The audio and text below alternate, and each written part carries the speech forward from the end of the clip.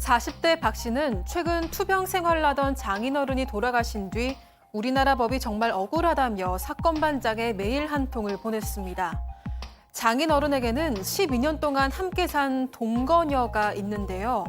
지금까지 생활비를 낸 적도 없던 동거녀가 이제 와서 집을 점거하며 돈까지 요구하고 나섰다는 겁니다. 심지어 박 씨 부부가 장인어른의 물건을 가지러 집에 들어가자 동거녀는 경찰에 신고를 했고 출동한 경찰은 절도죄가 성립할 수 있다며 박 씨 부부의 행동을 제지했다고 하는데요. 상속받은 집에 마음대로 들어가지도 못하는 현실이 답답하다는 박 씨.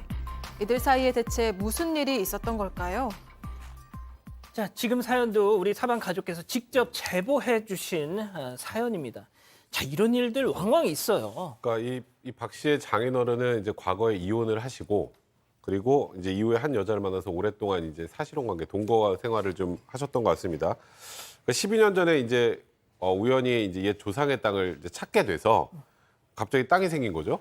그래서 거기에 이제 난 혼자 살아야지라고 장인어른이 집을 지었어요. 근데 그 당시에 교제를 하던 여성이 이제 원래 아들하고 둘이 살고 있다가 장인어른이 집을 짓는다는 얘기를 듣고 같이 살아요. 이렇게 졸랐고 결국 같이 살게 됐다고 합니다. 그렇게 최근에 장인어른이 돌아가기 전까지 한 12년 정도를 함께 살았는데 일단 이 여성과 혼인신고는 하지 않으셨다고 합니다.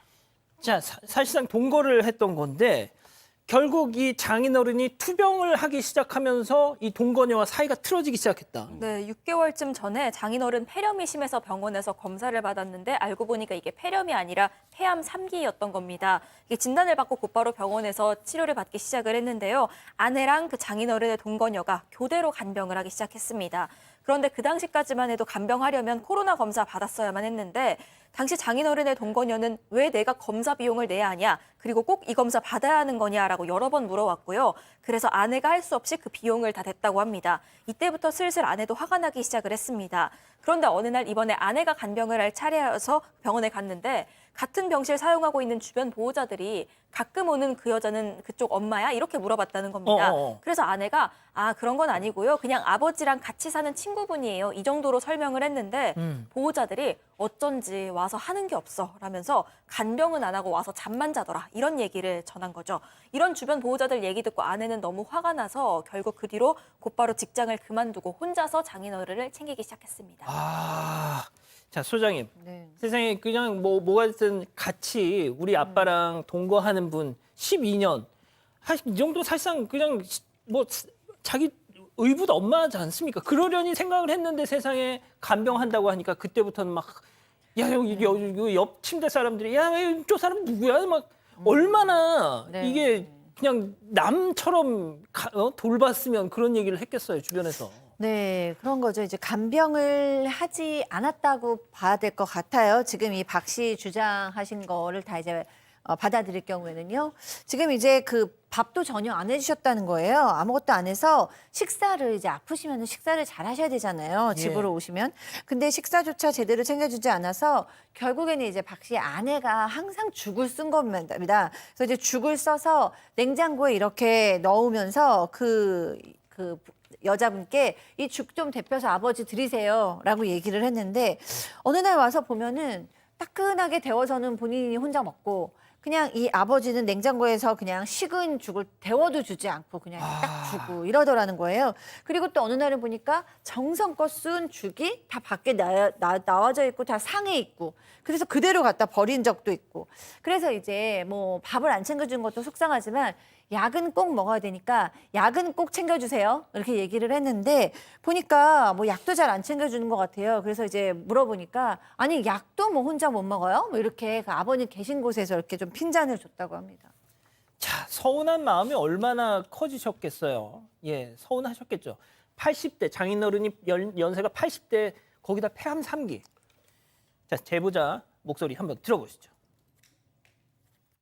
약도 한번 챙겨달라고 하니까 혼자서 못 먹냐, 아버지 혼자서 못 먹냐 하면서 서운한 그 마음은 되게 많이 컸었거든요. 와이프도 너무 힘드니까 좀 식사 좀 챙겨드리면 안 되겠느냐 그렇게 말을 했는데 하는 말이 자기는 만약에 장을 보게 되면 아버지랑 같이 가야 된대요, 시장을. 그러니까 아프신 어른하고. 그러니까 쉽게 말하면 자기가 돈을 주고 뭐 재료를 살 필요가 없다 이런 식으로 얘기를 하는 거예요. 그렇게 말하면서 자기는 생활비 부담한 적도 없고. 아, 그러니까 아니 뭐 이거 어차피 같이 먹을 건데 왜 내 돈 주고 장을 봐? 이거 이 사람이랑 같이 가 이거죠, 교수님?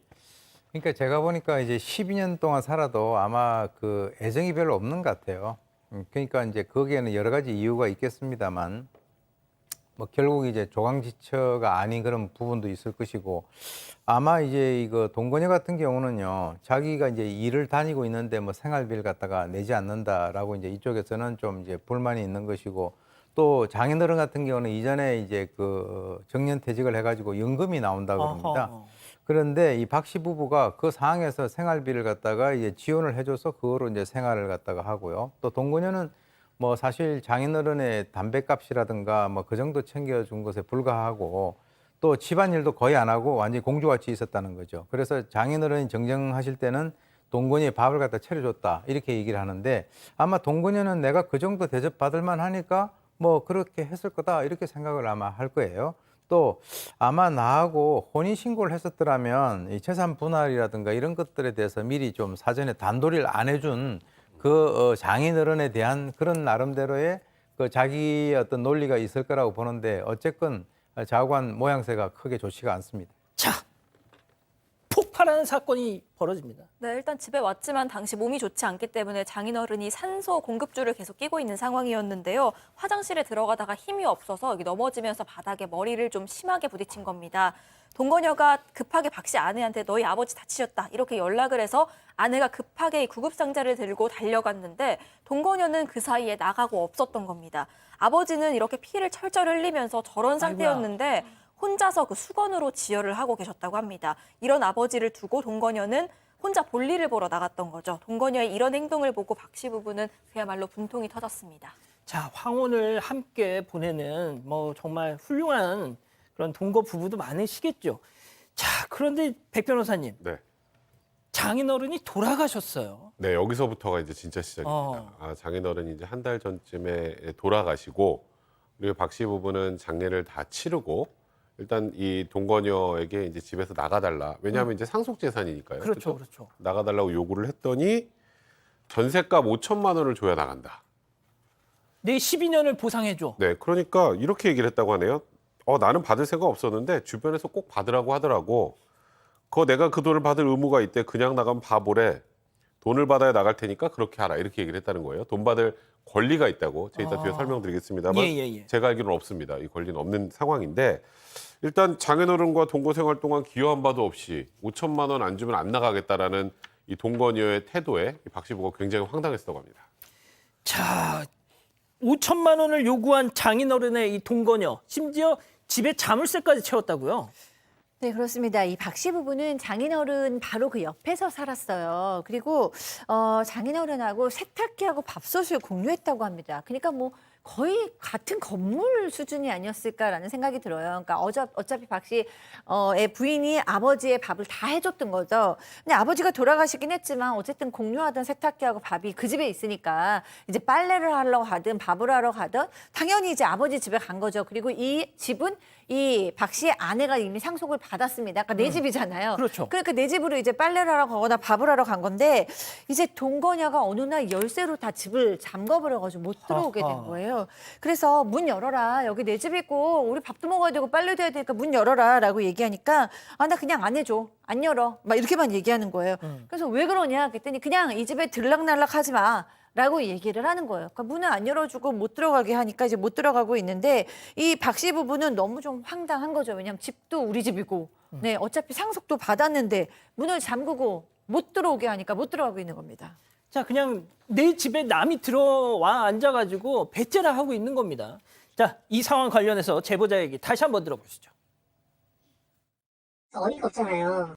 너도 이제 일하다가 화가 나가지고 그러면 우리도 밥해 먹고 해야 되니까 아줌마가 가서 써라. 이가 아버지 거니까 이걸 가져가겠다 해가지고 그걸 챙겨서 나왔거든요. 경찰을 불러서인데 어쨌든 지금 현재 거주하는 사람의 거래요. 일차적으로 그렇게 인정이 된대요. 그래서 함부로 가져가면 별도치에 들어간대요. 자, 정말 어처구니가 없습니다. 자, 그러면 이쯤에서 별별 상담소 오늘의 궁금증 짚어보죠.